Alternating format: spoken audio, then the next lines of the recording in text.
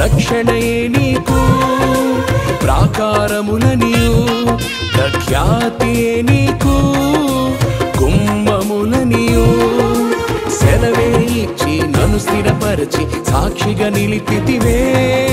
మానవ జీవితంలో పుట్టింది మొదలుకొని చనిపోయే వరకు రకరకాల బాధలు గుండా మనిషి ప్రయాణమే వెళ్తాడు. నా బ్రతుకులో అసలు నేను ఎప్పుడు బాధ అనేది చూడలేదండి. నేను పుట్టినప్పటి నుంచి ఇప్పటి వరకు నా జీవితం 30 పువ్వులు 60 కాయల్లాగా, అదే 3 పువ్వులు 6 కాయలు అంటారు కదా, 3 పువ్వులు 6 కాయల్లాగా నేను పుట్టినప్పటి నుండి అసలు బాధ అంటే ఎట్లా ఉంటుందో తెలియదండి అని మీలో ఎవరైనా చెప్పగలరా? ఎవ్వరూ చెప్పలేరు.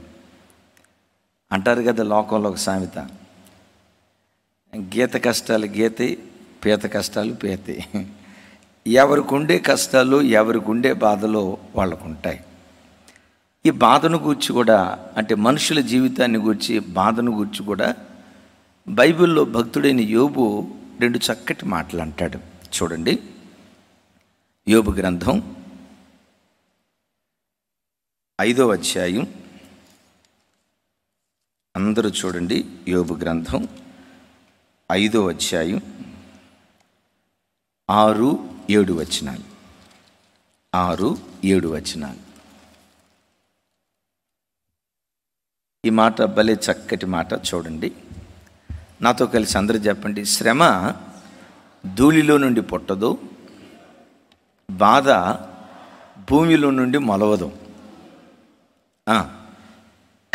నిప్పు రవ్వలు పైకి ఎగురున్నట్లు నరులు శ్రమానుభవమునకే పుట్టుచున్నారు. చాలాసార్లు ఎవరైనా మనుషులు కష్టాల పాలైపోతే, బాధల్లో ఉంటే వాళ్ళని ఆదరించడానికి వెళ్ళేటప్పుడు మనం తప్పకుండా ఈ మాట వాడతాం.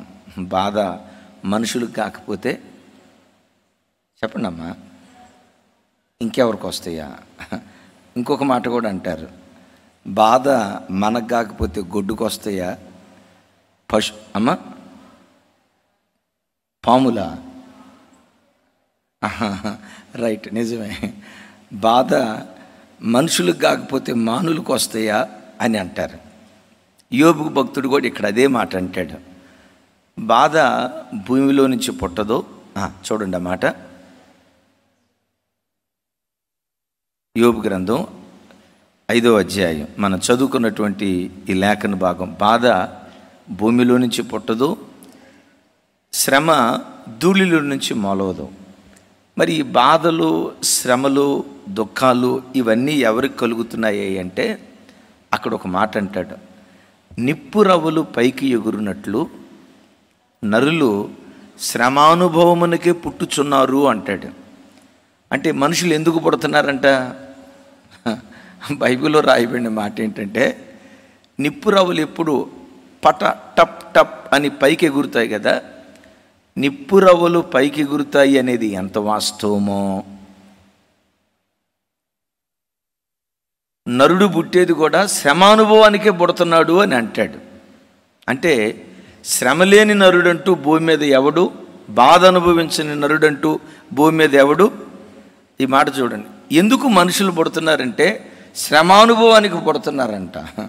ఇప్పుడు ఒక బిడ్డ పుట్టడంతో మనం చాలా సంతోషపడతాం కదా, ఆ సంతోషంతో పాటు ఇంకొకటి కూడా అనుకోవాలా, వీడు బాధలు అనుభవించడానికే పుడుతున్నాడు రా నాయన అని కూడా ఆలోచించాలా.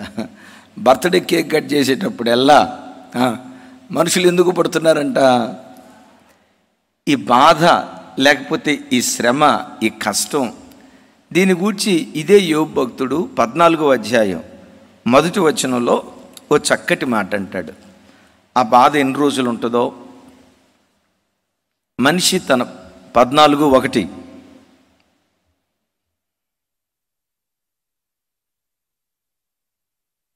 రైట్, నాతో కలిసి చెప్పండి. స్త్రీ కనిన నరుడు కొద్ది దినముల వాడై కొద్ది బాధనందును.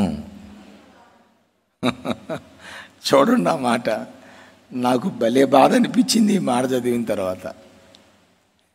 తమ్ముడు అర్థమవుతుందా? స్త్రీ కనిన నరుడు కొద్ది దినములు గలవాడై. నిజమే, మన ఆయుష్ కొద్దిదే. సూర్యుని యొక్క ఆయుష్తో పోలిస్తే, చంద్రుని యొక్క ఆయుష్తో పోలిస్తే, నక్షత్రాల ఆయుష్తో పోలిస్తే, చివరికి వృక్షాల ఆయుష్తో పోలిస్తే మన ఆయుష్ చాలా చిన్నది. అది వాస్తవమో కాదో మనకు తెలియదు, కానీ శాస్త్రవేత్తలు చెప్తారు సూర్యుడు కోటాను కోట్ల సంవత్సరాల పూర్వం నుంచి ఉన్నవాడు అని అంటారు. ఎప్పటి నుంచి ఉన్నాడంటే సూర్యుడు కోటాను కోట్ల సంవత్సరాల నుంచి.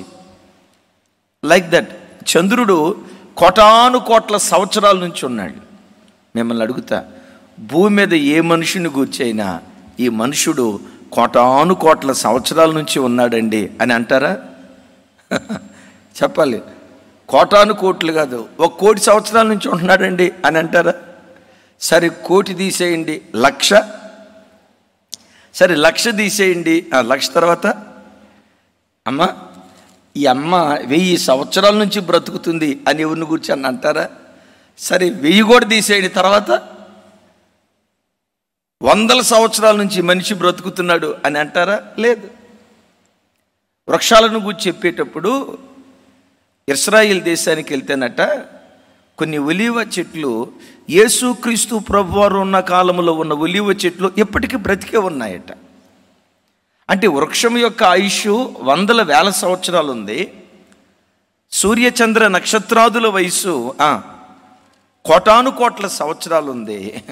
కానీ మనుషుని ఆయుష్ మాత్రం కొద్దిది అంటాడు. ఎంతంటమ్మా?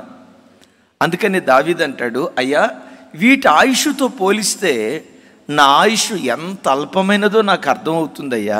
మరో రకంగా చెప్పాలంటే నా ఆయుష్ లేనట్లుగానే ఉందయ్యా. తనను గూర్చి ఏమంటాడో తెలుసా? నీ సన్నిధిలో మేము అతిథి వంటి వారిమి అంటాడు. మన ఇంటికి అతిథి వచ్చాడు, సంవత్సరం ఉంటాడా, 2 సంవత్సరాలు ఉంటాడా? 3వ రోజే పొగబెడతాం, 3వ రోజే బాగుమంటాం కదా. గమనించండి, అతిథి ఎన్ని రోజులు ఉంటాడు? సో ఈ భూమి మీద మన జీవితం ఎలాంటిదంటే ఒక అతిథి లాంటిది. అందుకని యోబు భక్తుడు అంటాడు 14:1 ఎంత చక్కటి మాట అంటాడో చూడండి. స్త్రీ కనిన నరుడు కొద్ది దినములు గలవాడై కొద్ది బాధ నుండి మృతి పొందుతాడు అని అన్నాడంటే లేదు. వాడు బ్రతికే దినాలేమో కొద్దివంట, వాడు అనుభవించే బాధలేమో అస్సలు బాగలేదు. ఈ మాట బాగకపోయినా ఇది నిజం. ఏమంటాడు? నరుడు కొద్ది ఆయుష్కాలము గలవాడే మిక్కిలి బాధ నొందుతున్నాడు అంటాడు.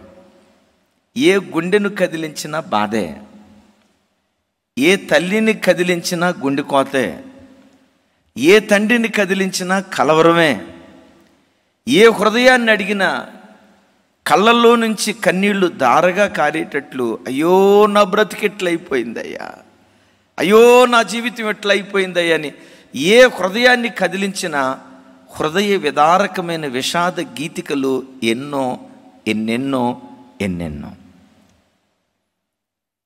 ఇప్పుడు ఒక మాట, అసలు మనుషుని జీవితంలో ఎక్కువ శాతం బాధలు ఎందుకు కలుగుతున్నాయి? మనం ఆరాధించే దేవుని గురించి ఒకసారి ఆలోచిద్దాం. దేవుడు అసలు మనుషుణ్ణి బాధ పెడతాడా? బాధ పెట్టే మనస్సు అంటే తన నమ్ముకున్న ప్రజలను కానీ చివరికి అన్ని ప్రజలను కానీ. విలాప వాక్యాల్లో భక్తుడు ఇర్మియా గారు మాట్లాడుతూ ఇశ్రాయేలీలు చెరసాలకు వెళ్ళి బాధల పాలైనప్పుడు ఒక మాట చెప్తాడు. చూడండి ఆ మాట. విలాప వాక్యాలు 3వ అధ్యాయం 32, 33 వచనాలు. విలాప వాక్యాలు.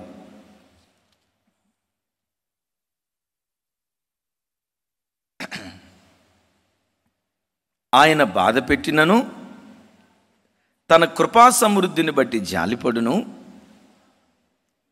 33వ వచనం, అందరూ నాతో కలిసి, హృదయపూర్వకంగా ఆయన నరులకు విచారమునైనను బాధనైనను కలుగ చేయడు. ఇక్కడ ఈ మాట బాగా పట్టుకోండి. హృదయపూర్వకముగా ఆయన క్రైస్తవులకు అన్నాడా, నరులకు అన్నాడా? చెప్పాలి. నరులకు అన్నాడా, యూదులకు అన్నాడా? ఒక క్రైస్తవులకే కాదు, ఒక యూదులకే కాదు, యేసు ప్రభు నమ్ముకున్న వాళ్ళకే కాదు, నమ్ముకున్న వాళ్ళకి కూడానట దేవుడు హృదయపూర్వకంగా ఎవ్వరికి బాధనైనా విచారాన్నైనా దేవుడు కలుగు చేయుడు అని దేవుని యొక్క వాక్యం స్పష్టంగా సెలవిస్తా ఉంది. ఇప్పుడు ఏ తల్లి అయినా తన బిడ్డను హృదయపూర్వకంగా కావాలని సావబాదిద్దా? ఏ తండ్రి అయినా, తమ్ముడా, అదిగా తమ్ముడు ఉన్నాడు, తమ్ముడు నర్సింగ్ అని మంచి సాఫ్ట్వేర్ ఇంజనీర్, వాళ్ళ బాబుకి ఆ మధ్య ఆరోగ్యం బాగకపోతే, తమ్ముడు హెల్త్ బాగాలేదు కదా, హెల్త్ బాగకపోతే పిచ్చోడు ఏడ్చినట్లుగా ఏడ్చాడు. డాడీ నాకు ఫోన్ చేసి, డాడీ నాన్న అంటాడు, డాడీ వాడు మంచి ఆరోగ్యంతో తిరిగి రావాలి, వాడికి ఏదైనా అయితే మేము బ్రతకలేం, వాడికి ఏదైనా జరగకూడదు జరిగితే నేను నా భార్య జీవించలేం, వాడికి మంచి ఆరోగ్యం ఇచ్చేటట్లుగా ప్రార్థన చేయండి డాడీ అని ఆ తమ్ముడు ఎన్నిసార్లు ఏడ్చుకుంటా ఫోన్ చేశాడో, కన్నీళ్లు గార్చాడో దేవునికి తెలుసు, నాకు తెలుసు. తన కడుపును పుట్టిన బిడ్డకి చిన్న బాధ కలిగితే తల్లి ఓర్చుకోగలిగిద్దా? తండ్రి ఓర్చుకోగలుగుతాడా? బిడ్డలారా, ఈ తల్లికి తండ్రికి ఇలాంటి మనసు ఎందుకుందో తెలుసా? ఈ మనస్సు దేవుని మనస్సు. యేసయ్య అంటాడు, చెడ్డవారైనటువంటి తండ్రులు తన పిల్లలకు మంచి చేయాలని ఆలోచిస్తూ ఉంటే పరలోకపు తండ్రి ఇంకెంత మంచి చేయాలనుకుంటాడు కదా. దేవునితో పోలిస్తే లోకంలో ఏ తండ్రి అయినా ఆయనతో పోలిస్తే చెడ్డవాడే. ఎందుకు? దేవునితో మన మంచితనాన్ని ఏనాడు మనం పోల్చుకోలేం కదా. అయితే లోకంలో ఉన్న తల్లిదండ్రులు చెడ్డవాళ్ళైనా తన పిల్లలకు మంచి ఈవులు ఇవ్వాలనుకుంటారు. తల్లికి పిల్లలకు ఉన్న బంధం ఏంటంటే, సామెత ఒకటి ఉంది, కూతురు వర్షంలో దడిస్తే తల్లికి జలుబు చేసిద్దంట. తెలుగులోనే చెప్పా. వర్షంలో దడిసిద్ది ఎవరు? జలుబు ఎవరికి రావాలా? ఎవరైతే వర్షంలో తడిసారో. ఇప్పుడు అమ్మ కూతురు అక్కడెక్కడి నుంచో ఏడ్చుకుంటా మమ్మీ అందనుకోండి, గొంతు పొరం పోయి ఏడ్చుకుంటా గొంతు వినపడిందేమో మనకు తెలియదు, కానీ నిజంగానే కూతురు ఏడ్చిందని ఈ అక్క కడవడ కన్నీళ్లు గారుస్తుంది. ఎందుకు చెప్పండి కదా. తల్లికి తన బిడ్డ మీద ఎందుకు అంత ప్రేమ ఉందో తెలుసా? మనం ఆరాధించే దేవుడు కూడా అంతకు మించిన ప్రేమ కలిగిన వాడని తెలియచేయటానికి ఓ తల్లి హృదయంలో, తండ్రి హృదయంలో అలాంటి మాతృప్రేమను దేవుడు కలుగు చేశాడు. వాక్యం ఉంటుంది, అతడు హైందవ సహోదరుడైన హృదయపూర్వకంగా ఏ నరుడికి దేవుడు బాధనైనా విచారాన్నైనా కలుగు చేయడట. మహమ్మదీయుడైనా, క్రైస్తవుడైనా, క్రైస్తవేతరుడైనా, బౌద్ధుడైనా, జైనుడైనా, మరొకటైనా చివరికి అసలు దేవుని అంగీకరించని, విన్నారు ఈ మాట, దేవునిని అంగీకరించని హేతువాదకుడికైనా హృదయపూర్వకంగా ఏ నరునికి కూడా బాధనైనా విచారాన్నైనా దేవుడు కలుగు చేయడు. మరి హృదయపూర్వకంగా దేవుడు నరునికి బాధనైనా విచారాన్నైనా కలుగు చేయనప్పుడు స్త్రీకి పుట్టిన నరుడు కొద్ది దినముల ఆయుష్ గలవాడై మిక్కిలి బాధను ఎందుకు పొందుతున్నాడు? సో ఎక్కువ శాతం మన బ్రతుకులో, మన జీవితంలో మనకు కలిగే బాధలు దేవుడిచ్చినవి కాదు. ఎందుకు అంటే దేవుడు ఒక నరునికి హృదయపూర్వకంగా బాధనైనా విచారాన్నైనా కలుగు చేసేవాడు కాదు. ఎక్కువ శాతం మనుషుని జీవితంలో బాధలు కలగటానికి కలిగిన కారణాల్లో ఇదొక్కటే కారణం అని నేను చెప్పను. చాలా కారణాలు ఉన్నాయి. కొన్నిసార్లు యోబును దేవుడు పరీక్షించి బాధకు అప్పగించినట్లుగా దేవుని నమ్ముకున్న బిడ్డలను పరీక్ష నిమిత్తం కొన్నిసార్లు బాధకు అప్పగిస్తాడు, అది వేరే. కానీ ఎక్కువ శాతం మనిషి తన బ్రతుకులో బాధల పాలవటానికి కారణం ఏంటంటే కీర్తనకర్త ఒక చోట అంటాడు, చూడండి, బహు విలువైన మాట. 107వ కీర్తన, 107వ కీర్తన. అందరూ చూడండి ఆ మాట. 107వ కీర్తన. ఎస్,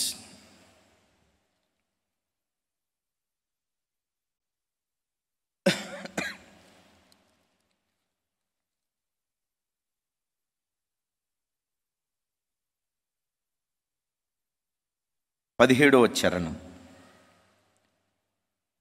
107:17. ఈ మాట అందరూ చూడండి నాతో కలిసి.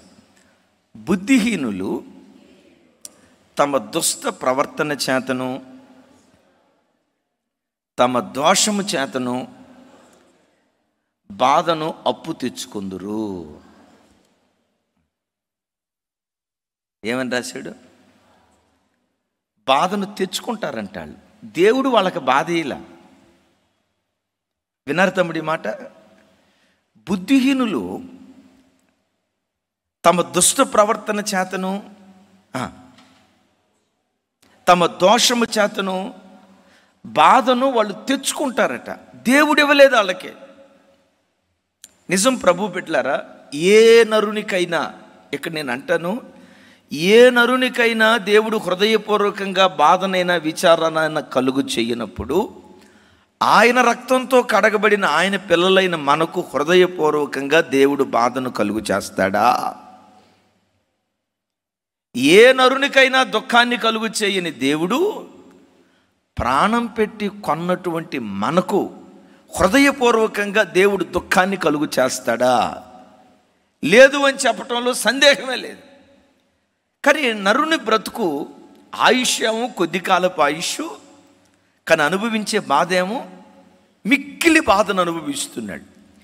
ఎందుకు మనిషి తన బ్రతుకులో మిక్కిలి బాధను అనుభవిస్తున్నాడంటే, ఒకటి బుద్ధిహీనుడిగా జీవించడాన్ని బట్టి, రెండవది తన ప్రవర్తన సరైనది కాకపోవటాన్ని బట్టి, మూడవది దోషం చేసి తన దోషం ద్వారా దేవుడు తనకు బాధ ఇవ్వకపోయినా, వాడు బాధపడేటట్లుగా దేవుడు అనుమతించకపోయినా వీడే వెళ్ళి ఏం చేస్తున్నాడంట? ఇప్పుడు కూరగాయల మార్కెట్కి వెళ్ళావు, వంకాయలు బొట్టలో వేసుకొని ఓ 10 రూపాయలు ఇచ్చో 20 రూపాయలు ఇచ్చో కొని తెచ్చుకున్నావు. తెచ్చుకున్నది ఎవరితో పాటు వస్తుంది చెప్పండి? ఎందుకు వచ్చినాయి? ఇప్పుడు వంకాయల దగ్గరికి వచ్చి, ఏ వంకాయలా ఎందుకు వచ్చేవి ఇంటికి, గెట్ అవుట్ అని అన్నావు అనుకోండి, ఒరి పిచ్చి మేళవా, నేను రాలా చెప్పాలి. నేను రాలా, నేను ఎందుకు వచ్చా, నేను రాలా, ఈడే తెచ్చుకున్నాడు. ఏ వంకాయలారా గెట్ అవుట్, లేకపోతే చేపలారా, ఎండిపోయిన చేపలారా, కంపు వస్తుంది, వెళ్ళిపోండి అని అన్నావు అనుకోండి, వాటికి నోరు తెరిచి ఒకవేళ నోరుంటే అంటది, ఒరే మెంటలోడా, నేను రాలేదు వీడి ఇంటికి, వీడు తెచ్చుకున్నాడు. చాలాసార్లు నీ బుద్ధిహీనపు ప్రవర్తన, అమ్మ వింటున్నావా?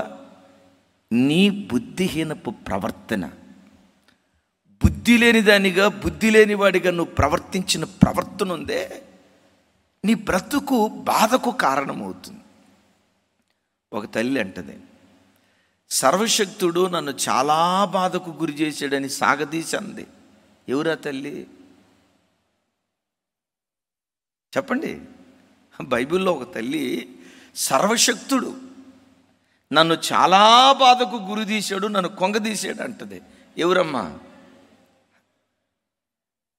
మన పెద్దమ్మే, బయట మేం కాదు అంటది. ఆయన సర్వశక్తుడంట. సర్వశక్తి గల దేవుడు బాధ కలుగు చేస్తాడా? సర్వశక్తి కలిగిన కార్యాలు చేస్తాడా? ఆ తల్లి అంట. చూడండి చూడండి చూడండి ఆ మాట అందరూ చూడండి. రూతు గ్రంథం 1వ అధ్యాయం 21వ వచనం.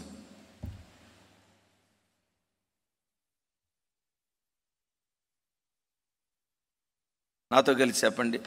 ఆమె సర్వశక్తుడు నాకు చాలా దుఃఖము కలుగు చేశాను, ఇప్పుడు అందరు నా వైపు చూడండి. నయోమికి సర్వశక్తి కలిగిన దేవుడు దుఃఖాన్ని కలుగు చేయటాన్ని బట్టి బాధలు కలిగినాయా? తాను బుద్ధిహీనంగా నడిచిన నడతను బట్టి బాధలు కలిగినాయా? బెత్లెహేములో కరువు వచ్చింది. బెత్లెహేములో కరువు వచ్చిందని రాయబడి ఉంది, కానీ నయోమి ఇంటికి కరువు వచ్చిందని రాయబడలేదు కదా. నయోమి ఆరాధించే దేవుడు ఎవరు? సర్వశక్తి కలిగిన వాడు. ఆ సర్వశక్తి కలిగిన దేవుడు ఎవరు? కరువులో కూడా తన ప్రజలను సమృద్ధిగా పోషించగలిగినటువంటి వాడు. Praise the Lord. నీవు ఆరాధించే నీ దేవుడు ఎవరో తెలుసా? ప్రపంచమంతా కరువు కాటకాల్లో చిక్కుకొని తినటానికి తిండి లేక, కట్టుకోవటానికి బట్ట లేక, పిల్లలకు కడుపు నిండా భోజనం పెట్టడానికి అతిగతి లేక అల్లాడిపోతున్న దినాల్లో ప్రపంచమంతా కరువు అనుభవిస్తూ ఉంటే ఆయనను ఆశ్రయించిన నీ బ్రతుకులో మాత్రం గిన్నె నిండి పొంగి పొర్లేటట్లుగా ఆశీర్వదించగలిగిన శక్తిమంతుడైన దేవుడు ఆయన. ఇది నయోమికి తెలీదా? తెలుసు. బుద్ధిహీనంగా తాను ఏం చేసిందో తెలుసా? సమృద్ధినిచ్చే దేవుని వదిలిపెట్టి ఎక్కడికి వెళ్ళింది? తప్పిపోయిన కుమారుడు తండ్రి దగ్గర ఉన్నప్పుడు అంతా సమృద్ధే. ఏ రోజు ఆకలితో అల్లాడినట్లుగా కానీ, ఏ రోజు ఇబ్బంది పడినట్లుగా కానీ తండ్రి దగ్గర ఉన్నప్పుడు ఎక్కడ బైబిల్లో మనం చూడం. గమనించండి, తన తండ్రి దగ్గర ఉన్నప్పుడు అంతా సమృద్ధి. తప్పిపోయిన కుమారుడు ఏం చేశాడో తెలుసా? బుద్ధిహీనత చేత తన తండ్రిని విడిచిపెట్టి వెళ్ళిపోయాడు. నయోమి సమృద్ధినిచ్చే దేవుని విడిచిపెట్టింది. ఈ వాక్యం వింటున్న బిడ్డలారా, మీరు నేను ఆరాధించే మన దేవుడు ఎవరో తెలుసా? ప్రపంచమంతా కరువు అనుభవిస్తున్నా, ప్రపంచమంతా దుఃఖ సాగరంలో మునిగిపోయిన, ఐగుప్తు దేశమంతా తెగులొచ్చింది. చెప్పండి, గోషేనులో ఉన్న ఇశ్రాయేలీల ఇళ్లలోకి చివరికి ఏగ కూడా వాలకుండా అంత కరువులో తన ప్రజలకు సమృద్ధిని దేవుడు దయచేశాడు. యేసయ్యకి మహిమ కలుగును గాక. నీ చుట్టూత పరిస్థితులు ఎంత దారుణంగా మారిపోయినా దేవుడున్నాడు అనే ధైర్యంతో నువ్వు బ్రతికితే, దేవుడు నాకు సమృద్ధినిస్తాడనే నిశ్చయితతో బ్రతికితే, నీ విశ్వాసాన్ని దేవుడు కనపరిచి నీ పట్ల తన కార్యాలు చేయటం దేవుడు ప్రారంభించును గాక. దేవునికి మనకు ఉన్న సంబంధాన్ని యేసుక్రీస్తు వారు ఒక స్థలంలో చెప్తూ ఏమంటారంటే, నేను నిజమైన ద్రాక్షావల్లిని, మీరు నాలో ఉన్న తీగలు. ఎవడు నా యందు నిలిచుంటాడో, ఎవని యందు నేను నిలిచి ఉందునో వాడు బహుగా ఫలిస్తాడు అని ప్రభు అన్నాడు. దేవుడు తనను దేంతో పోల్చుకున్నాడంటే, నేను నిజమైన ద్రాక్షావల్లిని. అంటే మనం ఆరాధించే మన దేవుడు ఎవరంటే ద్రాక్ష చెట్టు. ఆయన చెట్టు. ఆయన పిల్లలైన మనం ఎవరమంటే ఆ చెట్టులో ఉన్నటువంటి కొమ్మలం. ఇప్పుడు కొమ్మ చెట్టులో ఉందనుకోండి, ఆ కొమ్మకు కావలసిన నీరు కానీ, ఆ కొమ్మకు కావలసిన ఖనిజ పదార్థాలు కానీ, లవణ పదార్థాలు కానీ, కొమ్మ బ్రతకటానికి కావలసిన ప్రతిదీ ఏది అందిస్తుంది? చెట్టు అందిస్తుంది, వేర్లు అందిస్తాయి. కాబట్టి కొమ్మ చెట్టులో ఉంది కాబట్టి ఆ కొమ్మ ఎట్టుంటుందంటే పచ్చగా ఉంటుంది. దాని నిండా ఆకులు ఉంటాయి, పూత, పిందె, కాయలు. ఆ కాయలు కాసి కాసి ఆ సమృద్ధితో చివరికి ఆ కొమ్మ ఏమైపోద్ది? వేలాడిపోద్ది.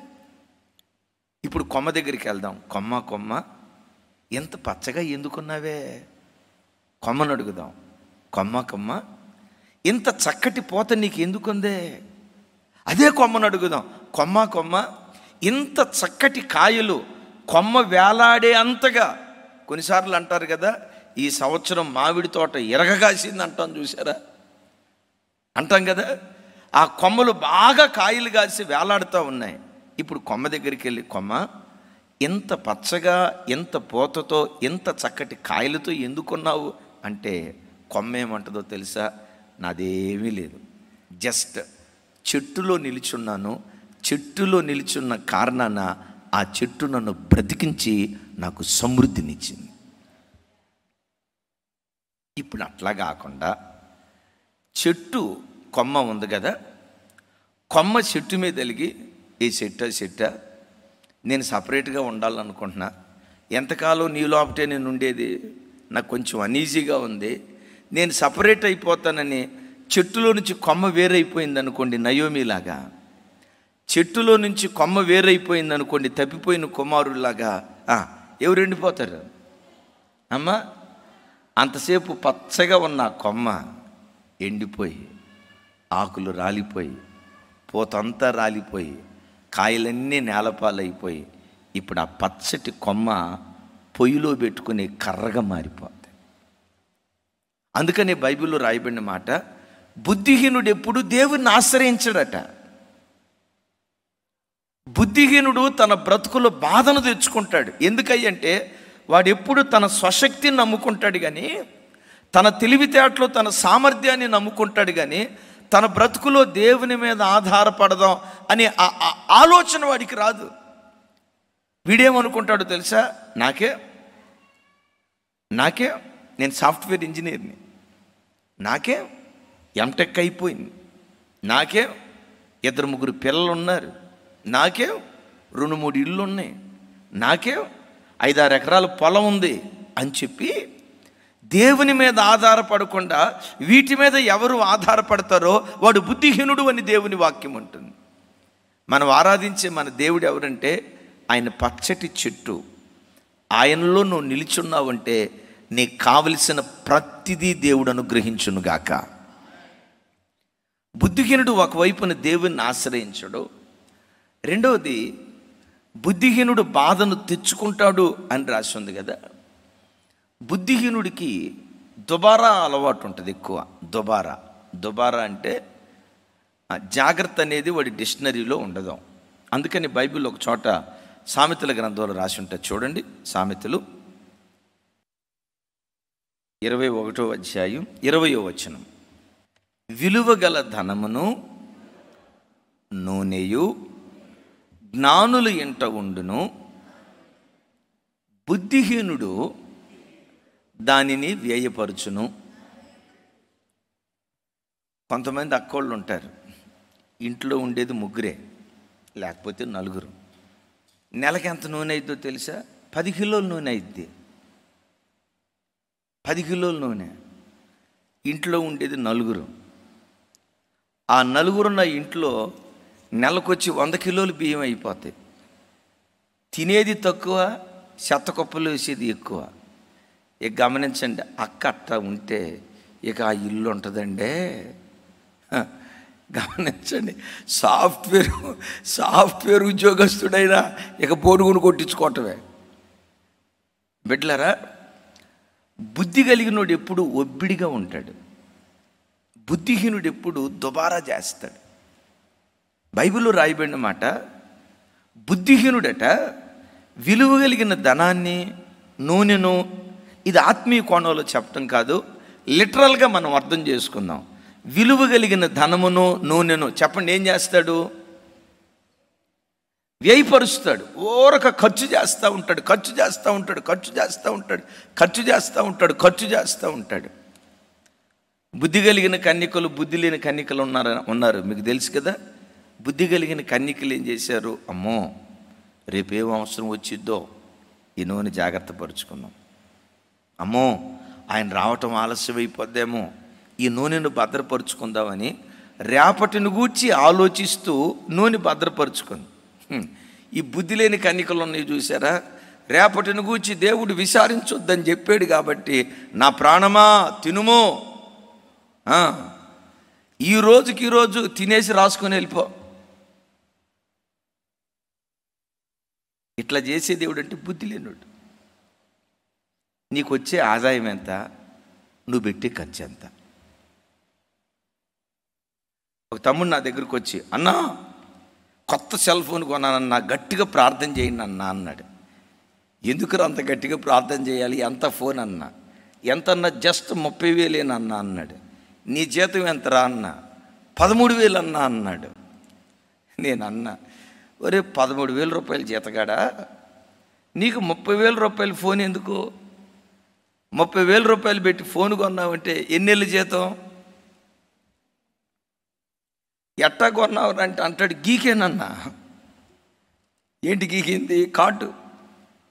కార్డు గీకేనన్నా అన్నాడు.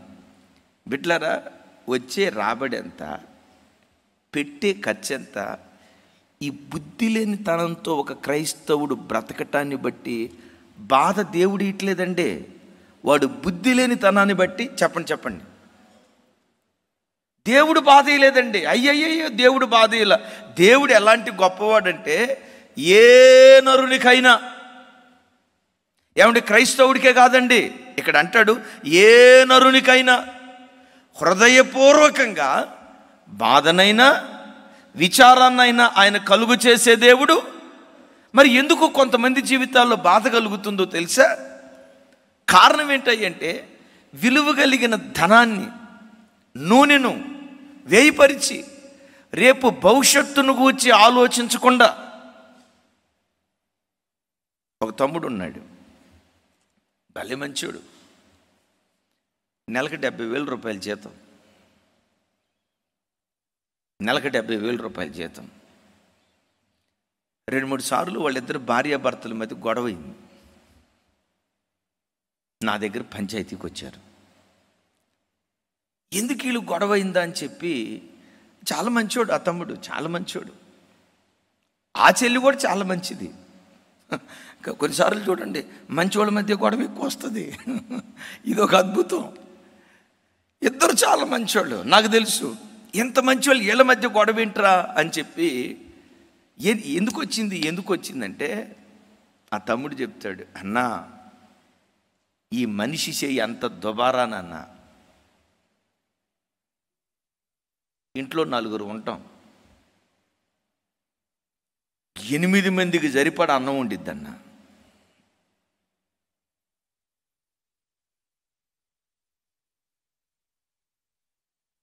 ఎంతమందికి సరిపడా? నేను చెప్తున్నా యేసయ్య 5 రొట్టెలు 2 చేపలు విరిచి పంచిపెట్టినప్పుడు అక్కడ అంటాడు, చిన్న రొట్టె ముక్క కూడా చెప్పాలి, చిన్న రొట్టె ముక్క కూడా నేల మీద పడొద్దు, వ్యర్థం చేయొద్దు, వేస్ట్ చేయొద్దు. దేవుడు నష్టం చేయటానికి ఒప్పుకునేవాడు కాదు. చిన్న రొట్టె ముక్క కూడా నేల మీద పడొద్దు, వ్యర్థం చేయొద్దు అని బైబిల్లో దేవుడు చెప్పాడు కదన్నా. అన్నా, ఇంట్లో తినేది 4 అయితే ఆ కుక్కలకి పందులకి వేసేది ఎక్కువ అన్నా. మాకెక్కడే గొడవ వస్తుందన్న, మాకెక్కడే గొడవ. కొంతమంది చూడండి, అది తినేటప్పుడు కూడా కుక్క తిండి కొంతమందిది, కుక్క తిండి అది తినేటప్పుడు కొంతమందిది కోడి తిండి ఉంటుంది. కోడి ఉంటుంది చూసారా, పెటమని గింజను ఒకటి కొట్టిద్ది, ఇట్ట అంటది, మొత్తం గింజలన్నీ సల్లా చెదురైపోతాయి. వాడు తిన్నాడంటే ఇక ప్లేట్ చుట్టూత చిన్నపాటి అండర్ గ్రౌండ్ డ్రైనేజ్ అయిపోవాల్సిందే. ప్లేట్ చుట్టూత చెత్త, తినేది ఇంత, చెత్తలో పడేసేది ఎక్కువ. బిడ్లరా, రూపాయి పొదుపుగా వాడుకోవటం నీకు జాత కాకపోతే బాధ దేవుడు నీకెవడో, నీవే కొని తెచ్చుకుంటావు. అట్లాగని పిసినారితనంతో ఉండమని కాదుండోయ్. పిసినారితనం వేరు, జాగ్రత్త వేరు. పిసినారితనం వేరు, జాగ్రత్త వేరు. సరే, ఎంతకేంటి తమ్ముడు అన్నయ్య, ఇక రోజు బియ్యం పోసేటప్పుడు నా దగ్గరకు వచ్చి, ఎన్ని గ్లాసులు పోయమంటావు, కందిపప్పు ఎంత వేయమంటావు, ఉప్పు ఎంత వేయమంటావు నన్ను అడిగిద్దన్న. నేనా ఆడోడిని? అరే నువ్వు చేయాలి కదా అంటే, లేదు నేను ఏం చేసినా నువ్వు పెద్దానికి వంక పెడుతున్నావు. అరే వంక పెట్టడం ఎట్టయితే, ఇది దుబారా చేస్తున్నావని చెప్తున్నా, వేస్ట్ చేయొద్దని చెప్తున్నా. ఇప్పుడు అంటదన్నయ్య, సరే అట్టయితే నువ్వే వండుకో. అరే డ్యూటీకి వెళ్ళి మరలా నేను వంట వండేది ఏంటంటే, నేనేం చేసినా నువ్వు వంక పెడుతున్నావు కాబట్టి నేను చేయనని చెప్పి మొఖం మాడిసిందంట. నేను కూర్చోబెట్టి చెప్పా, అమ్మా యేసయ్య చిన్న రొట్టె ముక్కను కూడా వృధా చేయొద్దన్నాడు. వృధాగా ఖర్చు పెట్టేవాడు బుద్ధిహీనుడు. ప్రైజ్ ది లార్డ్, గట్టిగా ప్రైజ్ ది లార్డ్. ఒకసారి నేను మా జీవితంలో జరిగింది చెప్తాను. మ్యాక్సిమం మేము మా సేవ ప్రారంభంలో ఫ్రిడ్జ్ లేని కాలంలో కూడా పొద్దుడిది మిగిలితే రాత్రికి తినేవాళ్ళం, రాత్రికి మిగిలితే తెల్లారిన తర్వాత తినేవాళ్ళం, తెల్లారిన తర్వాత కూడా మిగిలితే మధ్యాహ్నం తినేవాళ్ళం, మధ్యాహ్నం కూడా మిగిలితే రాత్రి కూడా తిన్నట్లుగా గుర్తుంది. కానీ చిన్న మెతుకు కూడా వేస్ట్ చేసినట్లుగా మాకు జ్ఞాపకం లేదు. యేసయ్యకి మహిమ కలుగును గాక. గట్టిగా చెప్దాం ఆమేన్. ఒకసారి మెదక్లో మీటింగ్స్ జరుగుతున్నాయి, కరెక్ట్గా మెదక్లో మీటింగ్స్ జరుగుతున్నాయి. సేవకులు చెల్లెలు అందరూ వెళ్ళిపోయారు, జార్జన్ వాళ్ళు అందరూ వెళ్ళిపోయారు. ఇక నేను అక్క మేమిద్దరమే ఉన్నాం. టవేరా కారు ఇక్కడే ఉంది. నాకు సడన్గా అనిపించింది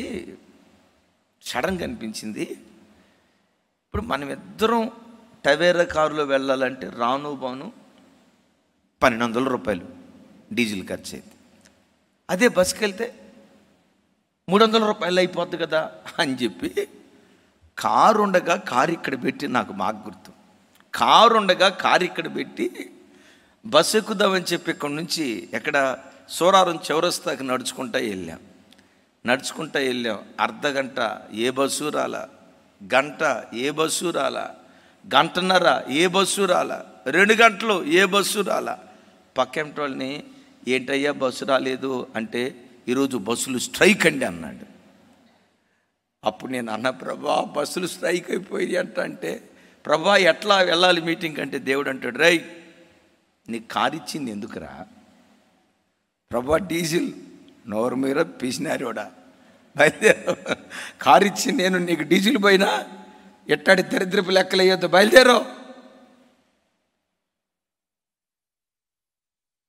మేము వేసుకునే చెప్పులు మొదలుకొని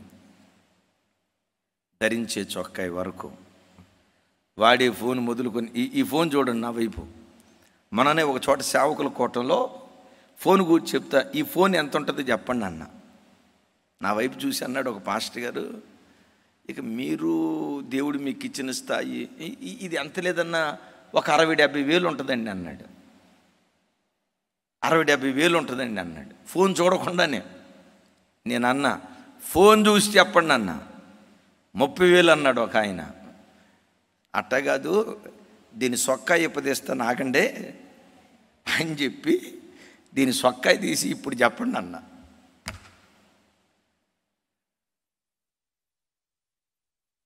$15,000 ఉంటుందేమో అన్న అన్నారు.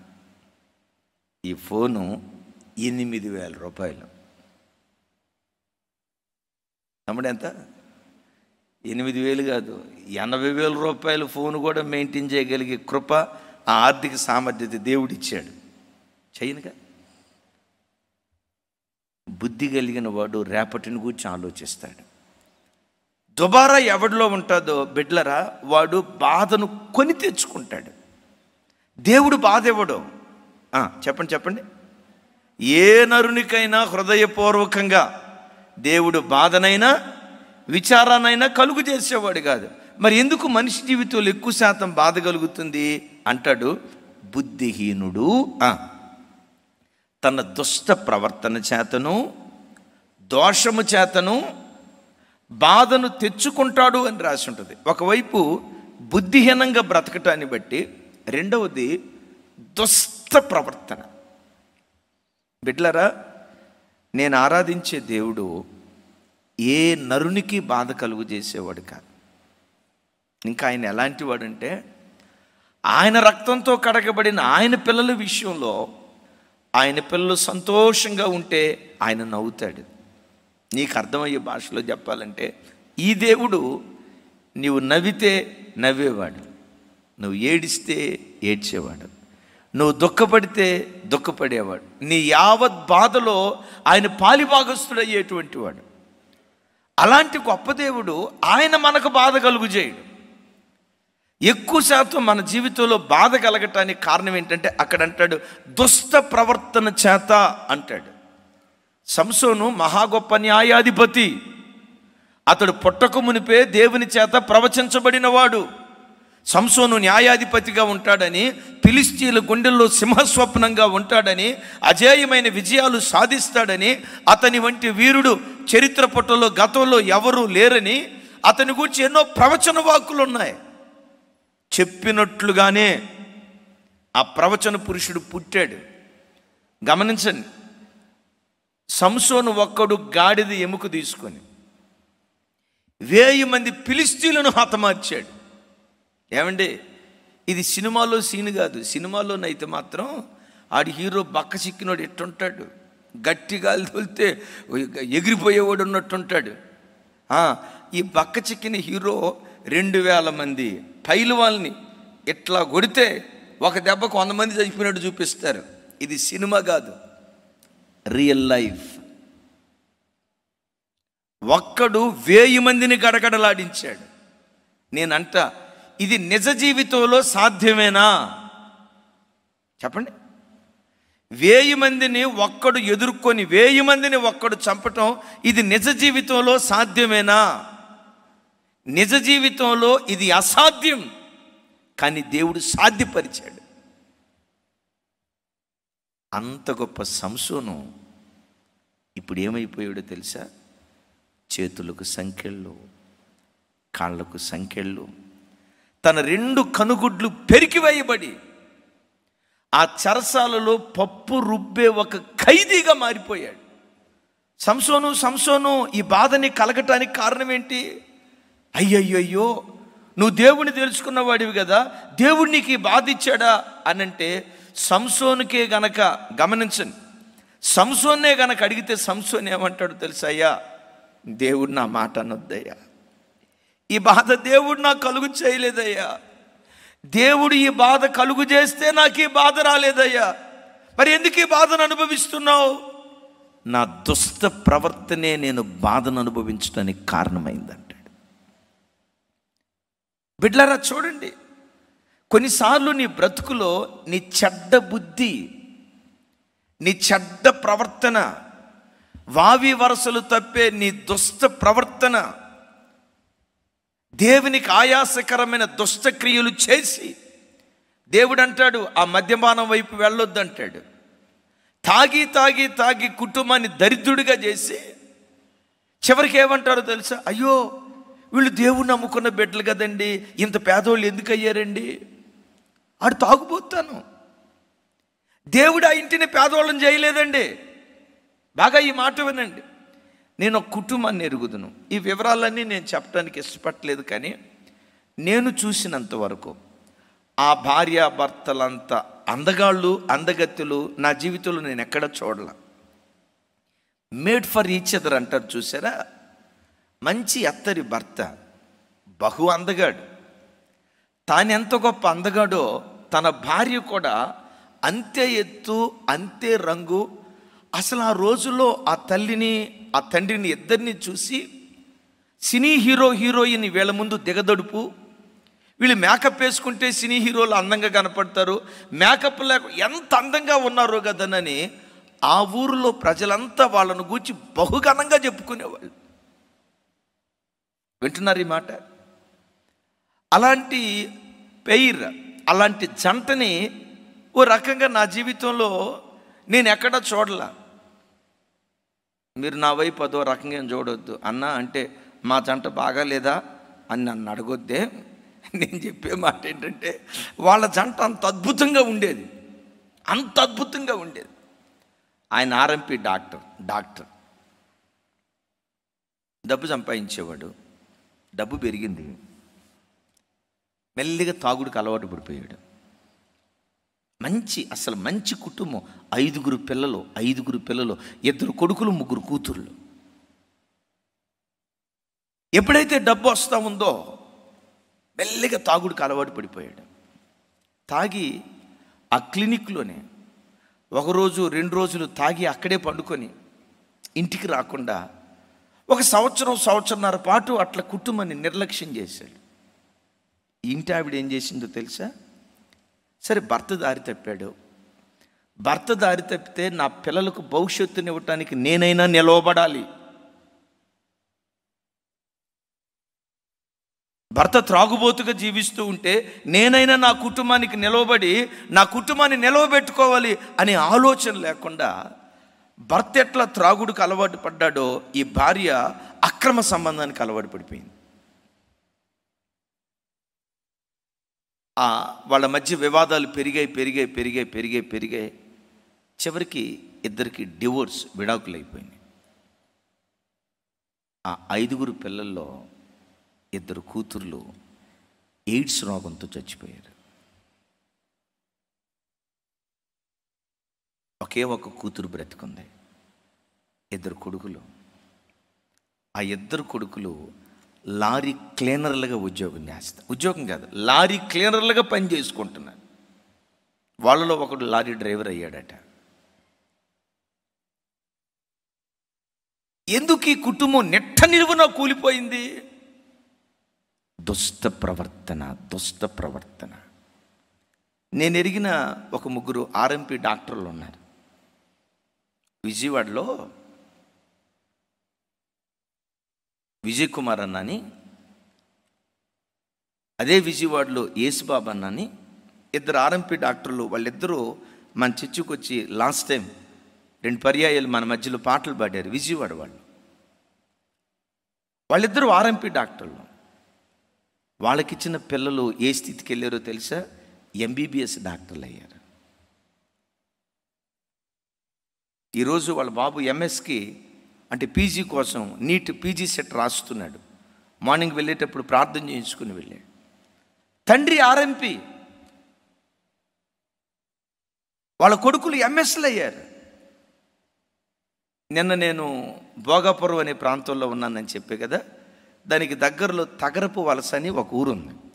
తగరపు వలస. ఆ తగరపు వలసలో సలోమి అనే ఒక సిస్టర్, తన భర్త, వాళ్ళు క్రమం తప్పకుండా మన లైవ్ చూసేవాళ్ళు. మేము అక్కడికి వెళ్తే వాళ్ళు అక్కడికి వచ్చారు.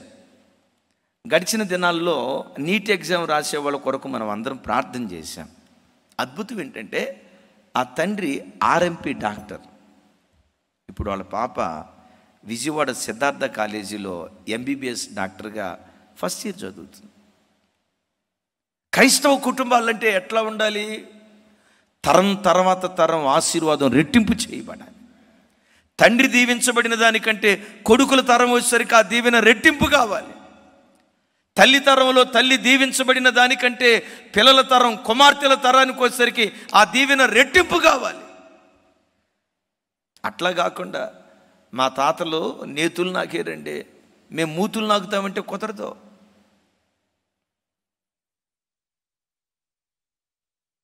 బైబిల్లో చూస్తాం కదా, అబ్రహామును దేవుడైన యెహోవా బహుగా ఆశీర్వదించాడు అని రాసింది.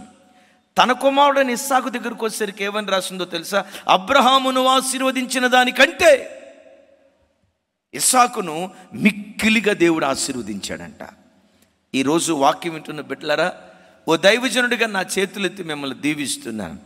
తల్లిదండ్రులుగా దేవుడు మిమ్మల్ని దీవించాడు కదా, నా చేతులెత్తి మిమ్మల్ని దీవిస్తున్నాను.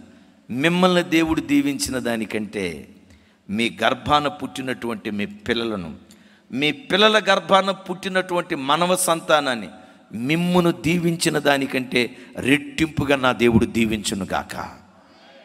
చెప్దాం ఆమేన్.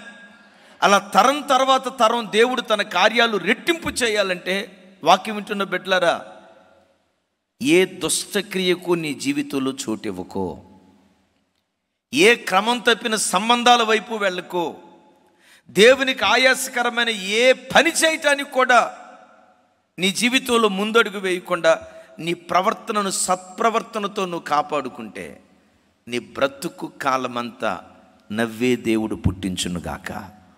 నీ బ్రతుకులో దేవుడు సంతోషమే పుట్టించునుగాక. ఎందుకు ఈ వ్యక్తి బాధను అనుభవిస్తున్నాడంటే దేవుడు బాధనివ్వలా. ఏమని రాసింది? ఈ మాట చెప్పాలి, అందరూ చెప్పాలి. తెచ్చుకుంటున్నాడు. దేని చేత?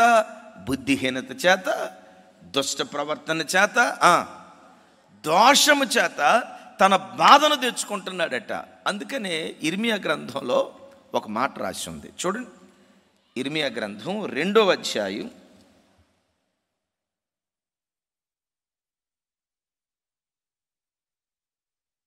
19వ వచనం, 2:19. ఇర్మియా గ్రంథం 2వ అధ్యాయం.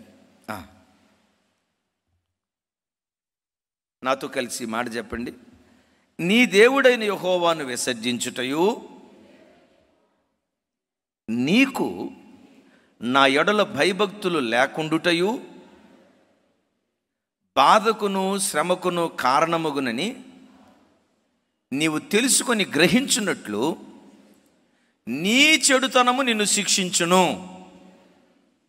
నీవు చేసిన ద్రోహము నిన్ను గద్దించునని ప్రభువును సైన్యములకు అధిపతి యెహోవా సెలవిచ్చుచున్నాడు. ఒకవేళ మీ దగ్గర పెన్ను ఉంటే ఆ మాట టిక్ చేసుకోండి తమ్ముడు.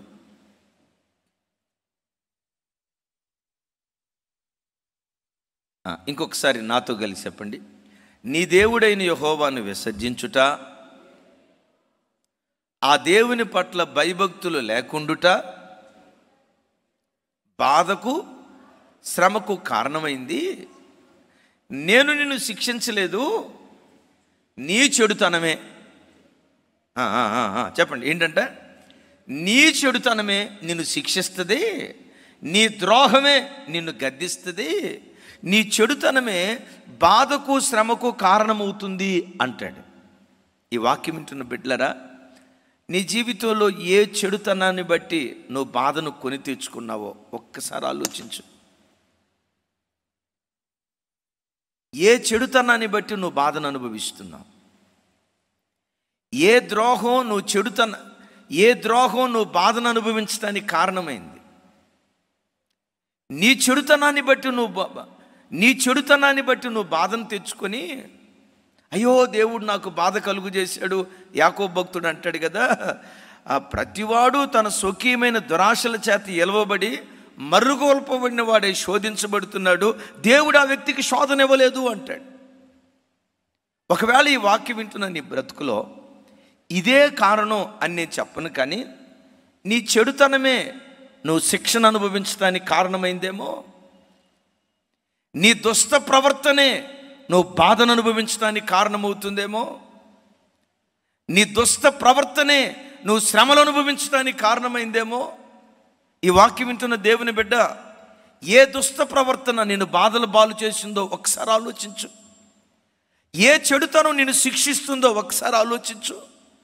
ఇశ్రాయేలు ప్రజల జీవితాల్లో బైబిల్లో మనం చూస్తాం కదా, దేవుడైన యెహోవా ఎదుట వాళ్ళు దోషం చేయటాన్ని బట్టి 7 సంవత్సరాల పాటు వారు పండించిన పంట కోతకు రాబోయే ఆఖరి క్షణాల్లో మిద్యానీయులు వచ్చి దోచుకొని వెళ్ళిపోతున్నారట. గమనించండి, పొలం దున్నారు, విత్తనం వేశారు, మొలకెత్తింది, ఎరు వేశారు, గడ్డి పెరికారు, బలం ముందు వేశారు, ఆ విత్తనాలు బాగా మొలకెత్తి ఇక కాపు దశకు వచ్చాయి. రైతు అనుకున్నాడు, అమ్మయ్యా ఈ సంవత్సరం ఎంత లేదైనా ఎకరానికి వచ్చేసరికి 100 బస్తాలు వస్తాయి, 10 ఎకరాలు ఉన్నాయి, 1000 బస్తాలు మన ఇంటికి వస్తాయి, అమ్మయ్యా నా కష్టం తీరిపోయింది అని అనుకునే లోపు రాత్రికి రాత్రి ఏం జరిగిందో తెలుసా? మిద్యానీయులు వచ్చారు, పంట అంతా దోచుకుని వెళ్ళిపోయారు. గమనించండి, ఒక వ్యవసాయకుడు 6 నెలల పాటు ఎదురు చూసిన పంట రాత్రికి రాత్రి మాయమైతే ఆ బాధ వర్ణనాతీతం కాదా? ఇలా జరిగింది 1 సంవత్సరం కాదు సుమి, 7 సంవత్సరాల పాటు. ఇక పంట చేతికొచ్చింది, కోసుకొని ధాన్యం ఇంటికి తెచ్చుకుందాం అని అనుకునే లోపు రాత్రికి రాత్రి మిద్యానీయుడు రావటం, పంట దోచుకొని వెళ్ళిపోవటం. బైబిల్లో రాయబడిన మాట ఏంటో తెలుసా? ఇశ్రాయేలీలు తమ దోషమును బట్టి మిక్కిలి హీన దశకు చేరారట. నాతో కలిసి ఈ మాట చెప్పండి. ఇశ్రాయేలీలు తమ దోషమును బట్టి మిక్కిలి హీన దశకు చేరారట. సోదరులరా, నీ బ్రతుకు మిక్కిలి హీన దశకు చేరటానికి తమ్ముడు నా వైపు చూడు. అమ్మా, నీ ఇల్లు మిక్కిలి హీన దశకు చేరటానికి నీ ఇంటిలో ఉన్న దోషమే దీనికి కారణమేమో జాగ్రత్త. నీ భర్త చేస్తున్న దోషభరితమైన కార్యాలే దానికి కారణమేమో జాగ్రత్త. నీ యవన బిడ్డలు చేస్తున్న దోషమే దానికి కారణమేమో జాగ్రత్త. ఇశ్రాయేలీలు దోషం చేయటాన్ని బట్టి మిక్కిలి చెప్పండి, హీనదశ అంటే పర్వాలా అంటాడు. అదిగో చూడండి, మిక్కిలి హీనదశకు, మిక్కిలి హీనదశకు, మిక్కిలి హీనదశకు. ప్రక్కన పెడతాముడు. ఈ మాట వింటున్న బిడ్డలారా, నీ బ్రతుకులో కూడా హీనదశకు చేరేవేమో. పిల్లల చదువులు హీనదశకు వచ్చాయేమో, ఆర్థిక పరిస్థితులు హీనదశకు వచ్చాయేమో, శరీరంలో ఆరోగ్యం మిక్కిలి హీనదశకు వచ్చిందేమో, పిల్లల భవిష్యత్తు వాళ్ళు ఏదో గొప్పవాళ్ళు అవుతారని 20 సంవత్సరాలు కలలుగంటూ వాళ్ళు పెంచితే ఈరోజు వాళ్ళు నిష్ప్రయోజకులై, వాడికి ఏ అవసరం వచ్చినా మమ్మీ ఒక 500 ఇవ్వు, డాడీ ఒక 100 రూపాయలు ఇవ్వు పెట్రోల్ కోసమని ఈరోజు కూడా 25 సంవత్సరాల వయసులో నీ కొడుకు నిన్ను అడిగే స్థితిలోకే ఉన్నాడేమో. పిల్లల భవిష్యత్తు ఒకవేళ మిక్కిలి హీనదశకు వచ్చిందేమో ఆలోచించు. ఇశ్రాయేలీలు మిక్కిలి హీనదశకు రావటానికి కారణం వాళ్ళు దోషులుగా బ్రతికారట. ఈ వాక్యం వింటున్న బిడ్డ, నీ దోషమే నిన్ను హీనదశకు తీసుకొచ్చిందేమో ఒకసారి ఆలోచించు. నీ ఇంటి వారి దోషమే నిన్ను హీనదశకు తీసుకొచ్చిందేమో ఒకసారి ఆలోచించు. అవునయ్యా, నా బుద్ధిహీనతే నేను బాధలు అనుభవించడానికి కారణం, నా దుష్ట ప్రవర్తనే నేను బాధలు అనుభవించడానికి కారణం, నా దోషమే నన్ను బాధకు గురి చేసింది. మరి ఇప్పుడు నేనేం చేయాలి? ఈ బాధలో నుంచి నేను బయటపడాలంటే ఏం చేస్తే దేవుడు నన్ను విడిపిస్తాడు? ఈ ఇశ్రాయేలీయుల దగ్గరే చిన్న ఇందాక చూయించిన మాట చూయించు. న్యాయాధిపతుల గ్రంథం, నాతో కలిసి మాట చెప్పండి. మిక్కిలి హీనదశకు వచ్చినప్పుడు వారు యెహోవాకు ఏమని మొరపెట్టుంటారు? అమ్మ, 2 రకాలుగా ప్రార్థన చేసి ఉంటారు. దేవా, మేము దోషులు నాయన, మా దోషమే మమ్మల్ని ఈ స్థితికి తీసుకొచ్చింది, ఈ దోషం నుంచి బయటికి తీసుకురాయా. రెండవది, మేము అనుభవిస్తున్న బాధల నుంచి మాకు విడుదల దయచేయ్యా. ఈరోజు ఈ వాక్యం వింటున్న నీ బ్రతుకులో కూడా ఇలాంటి ప్రార్థన ఈరోజు నువ్వు చేయగలిగితే నువ్వు ధన్యుడివి, ధన్యుడివి, ధన్యుడి. వారు మిక్కిలి హీనదశకు చేరిన తర్వాత దేవుని సన్నిధిలో మొరపెడుతున్నారు. ఏమని? అయ్యా, మా దోషమే, మా దుష్ట ప్రవర్తనే, మా బుద్ధిహీనతే మేము బాధల పాలవటానికి కారణమైంది. మా దుష్ట ప్రవర్తనను క్షమించయ్యా, ఈ దుష్ట ప్రవర్తన నుంచి విడుదలివయ్యా అని దేవుని సన్నిధిలో ఇశ్రాయేలీలు మొరపెట్టినట్లుగా ఈరోజు నువ్వు మొరపెట్టగలిగితే, నీ తప్పును దిద్దుకొని ప్రభు తట్టు నువ్వు తిరగగలిగితే, నీ దోషభరితమైన జీవితాన్ని తెంచుకొని ప్రభా నీ కొరకు నేను బ్రతుకుతానని దేవుని సన్నిధిలో దేవుని కొరకు నువ్వు నిలవబడితే, నీ మొర దేవుడు విని ఆయన ఏం చేస్తాడో 2 మాటలు టకమని చూయించి ఇక మనం ప్రార్థనలోకి వెళ్దాం. చూడండి అందరూ, యోబు గ్రంథం 5వ అధ్యాయం,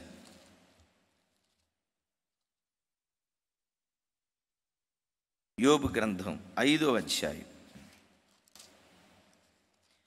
19వ వచనం చూడండి.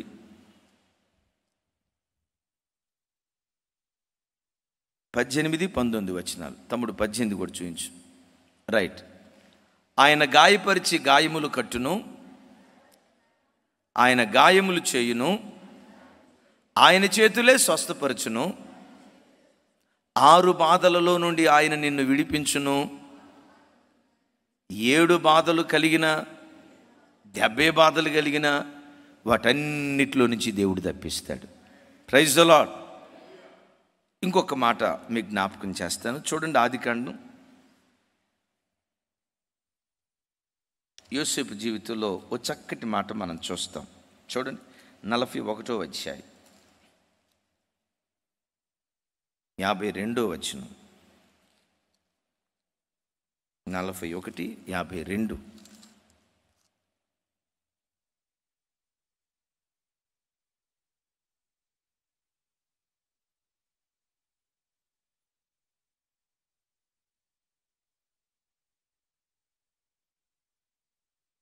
41:52.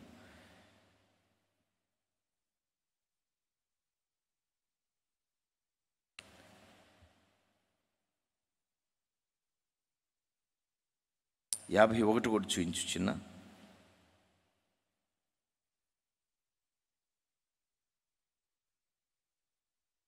రైట్. అప్పుడు యోసేపు, దేవుడు నా సమస్త బాధను, నా తండ్రి ఇంటి వారిని అందరినీ నేను మర్చిపోవునట్లు చేసినని చెప్పి తన జ్యేష్ఠ కుమారునికి మనష్షే అని పేరు పెట్టెను. తరువాత అతడు, నాకు బాధ కలిగిన దేశమందు దేవుడు నన్ను అభివృద్ధి పొందించినని చెప్పి రెండవ వానికి ఎఫ్రాయిము అని పేరు పెట్టెను. ఈ దేవుడు ఎవరంటే, నీకు ఎన్ని బాధలు కలిగినా అవి 6, 7, 70 అప్రస్తుతం. ఎన్ని బాధలు కలిగినా నీవు ఆయన సన్నిధిలో మొరపెడితే వాటన్నిటిలో నుంచి దేవుడు తప్పిస్తాడు. ఎన్ని బాధలు కలిగినా వాటన్నిటిలో నుంచి తప్పిస్తాడు. వాటన్నిటిలో నుంచి తప్పించడమే కాదు, ఈ దేవుడు ఎవరో తెలుసా? బాధ నొందిన దేశమందే నిన్ను అభివృద్ధి పొందింప చేయటం దేవుడు ప్రారంభిస్తాడు. యోసేపు ఇక్కడ అంటాడు, ఏ దేశములో నేను బాధను అనుభవించాను, ఏ దేశములో నేను శ్రమ అనుభవించాను, ఏ దేశములో నేను కష్టాన్ని అనుభవించాను, ఏ దేశములో నేను వేదనను అనుభవించాను, బాధను అనుభవించిన చోటే దేవుడు నన్ను భాగ్యవంతుని చేసి, బాధ నొందిన చోటే దేవుడు నన్ను అభివృద్ధి పరిచాడు అంటాడు.